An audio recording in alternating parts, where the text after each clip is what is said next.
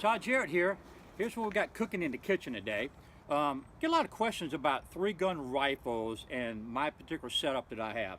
So I want to go over a little bit what I have here going on today. And so when I'm really working on accuracy today. So I've been loading some ammo, been checking on some stuff. So I'm just going to tell you my setup for when I'm shooting for accuracy on my particular setup here. So essentially, I have a 3.5 to 21 DMR from Bushnell on here, because when I'm shooting groups, I really want to bring the power up so I can really tell exactly what I'm doing out there. So this really will or decrease your actual group size as if you were shooting a 4 or 6 power scope. So what that 21 does, it allows me to really dial in on that one spot there and give me good precision accuracy, eliminate a lot of things out there that I may end up with a lower power scope. So when it comes to three-gun, essentially my rifle that I have here is a JP Enterprise rifle. This is an 18-inch barrel, and some of the outlaw matches that are out there going on across the country, like Rocky Mountain and a few others in the West out there that I go out there and shoot, I like to use a little longer range rifle, in the sense where I'm using an 18-inch barrel with a 1-in-8 twist with a wild chamber in it.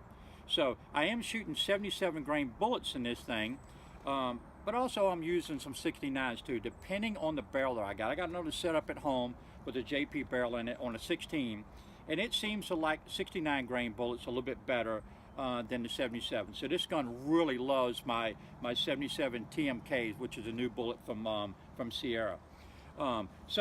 What I'm looking for here is that I want to make sure that I have the correct accuracy on the gun. There's a couple things I want you to look for and be aware of when you're shooting groups. Is your compensator is something you really want to pay attention to make sure that it's not wore out and you have a lot of wear inside the comp there where your bullets are being shoved through there. So you want to make sure you get a reamer, or you make sure you get the right drill size to go through the ream that hole out there so you get precise accuracy out of it.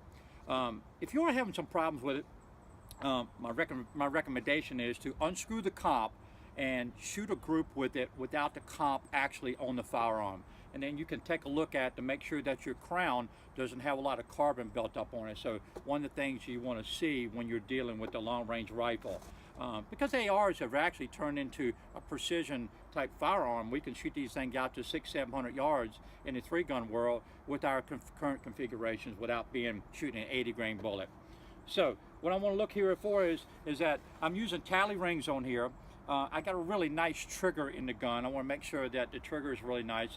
JP set me up here with a nice 2-pound trigger, gives me good precision. This gun actually shoots my 77s out to 300, 400, 500 yards, and I'm getting half minute of angle or better on a good day. So I have to make sure that I'm doing everything correctly on there. But if your gun's only shooting 2-minute of angle out at 2, 3, 4, 500 yards, you could potentially miss a plate, because the plates we're shooting now, they used to be 12, 14 inches inside in the three-gun world. Now they're getting smaller and smaller, so it's not uncommon to see a 6-inch target. So if you have a gun that's shooting 2 minutes or even more at 2, 3, 4, 500 yards away, you potentially may miss that shot. So it's your job to get out on the range and do some testing. So with the 1-in-8 twist, my gun does like the 77s. I know there's a lot of guys out there that are shooting the 1-in-7 twist in their guns and they're getting great performance out of it. And I have some 1-in-7 twists too, but this gun actually shoots my 77s and 69s really good too.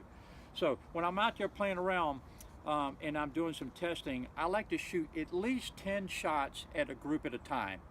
By doing that, that allows me to shows me all my flyers that I may get with ammunition that may be from a manufacturer or stuff that I'm loading.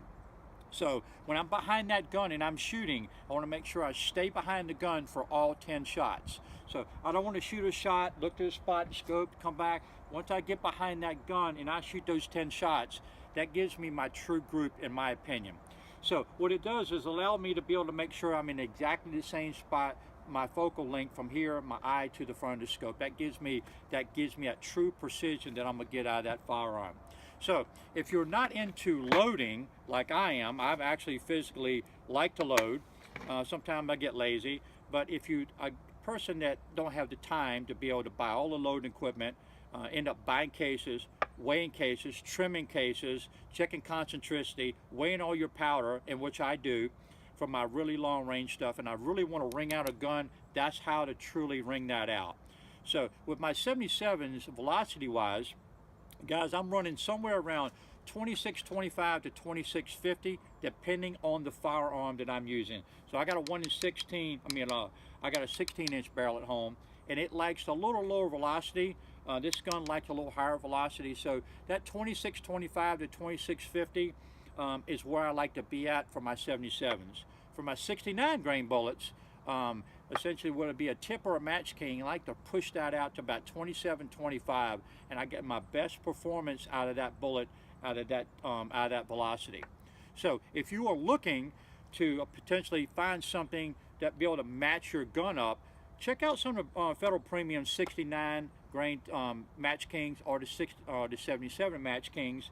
You'll find that they actually have really done a really good kick-ass job on making them things shoot really good. So if you don't want to load, you want to check out some rounds down range and check your gun out, try some 69s and 77s. You'll find that one gun may like a 69, it may like a 77.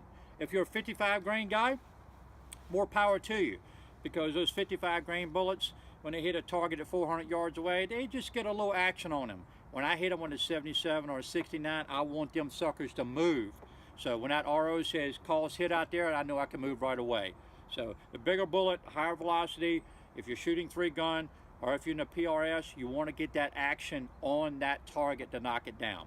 So good luck in 2017, and that's what's cooking in the kitchen today.